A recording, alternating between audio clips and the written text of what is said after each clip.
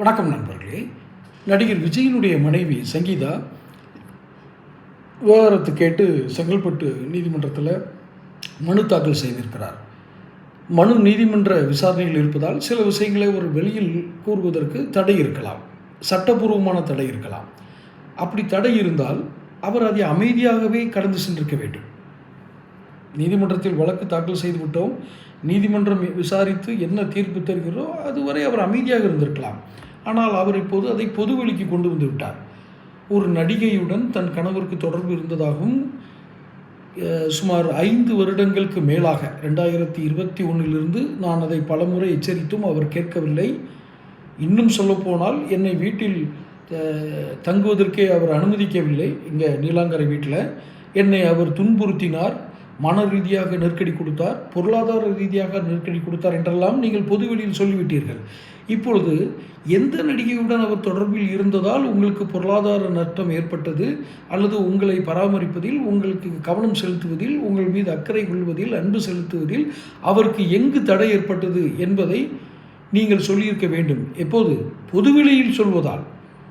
ஒரு குறிப்பிட்ட நபரின், ஒரு நடிகையினுடைய பெயரை நீங்கள் சொல்லாமல் ஒரு நடிகை என்று சொன்னவுடன் அவர் ஒரு நடிகையை கூட்டிக் கொண்டு பொதுவெளியில் ஒரு பொது நிகழ்ச்சிக்கு வருகிறார்.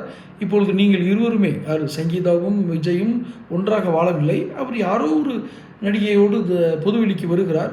இதை குறித்து பல பேசு பொருளாகி பல விஷயங்கள் யூகிக்கப்படுகின்றன. இதற்காக பல பேர் குரல் கொடுக்கிறார்கள். விஜய்க்கு எதிராக, விஜய்க்கு ஆதரவாக, இரண்டும் இருக்கிறது. அவர் ஒரு அரசியல் தலைவர், அரசியலில் ஏதோ ஒரு முன்னகர்வு ஒரு அடி எடுத்து வைக்கிறார். தவறோ சரியோ, அவர் வருவது சரி தவறு என்பதற்குள் நான் சொல்லவில்லை, பல விமர்சனங்கள் இருக்கிறது.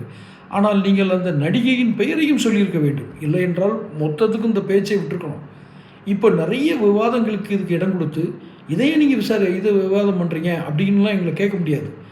நாங்கள் விமர்சித்து தான் ஆக வேண்டும். காரணம், நடிகர் விஜய் நான் முதல்வராக வருவேன்னு அவர் வேறு கூப்பாடு போட்டுட்ருக்காரு.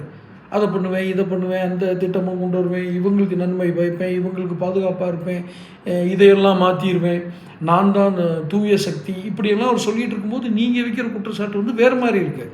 இப்போ ஒன்று, நீங்கள் அதை கோர்ட்லேயே விட்டுருக்கணும், நீதிமன்றத்தில் பொறுப்பில் விட்டுருக்கணும், அல்லது இதுக்கு தைரியமாக சொல்லிடணும். இப்போ நீங்கள் அவர் பேரை, நீங்கள் நடிகையோட பேரை சொல்லலைன்னா, இப்போ குறிப்பிட்ட ஒரு நடிகையை பற்றியே பேசிகிட்டு இருக்காங்களே, நான் கூட போட்டிருக்கேன் பேர் சொல்லி, அவங்க இல்லைன்னா சொல்லுங்கள்.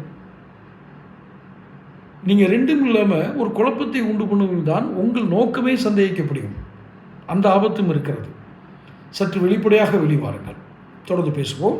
சேனல் சப்ஸ்கிரைப் பண்ணிக்கங்க.